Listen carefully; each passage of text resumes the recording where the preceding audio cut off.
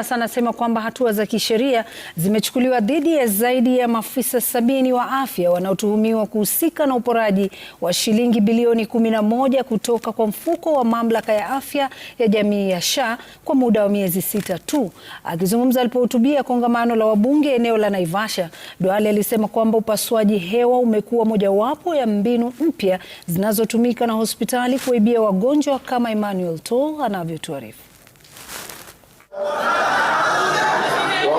Alifika mbele ya kongamano la bunge la kitaifa katika eneo bunge la Naivasha, kaunti ya Nakuru, kupasua mbarika kuhusu namna uporaji wa shilingi bilioni 11 ulivyofanyika katika mfumo wa mamlaka ya afya ya jamii SHA kati ya mwezi Oktoba mwaka 2024 hadi mwezi Aprili mwaka uliopita. Waziri wa afya Aden Duale akifichua mbinu mpya ya hospitali nyingi za kibinafsi za kufyonza mabilioni ya fedha kupitia kwa upasuaji hewa wa wanawake wajawazito.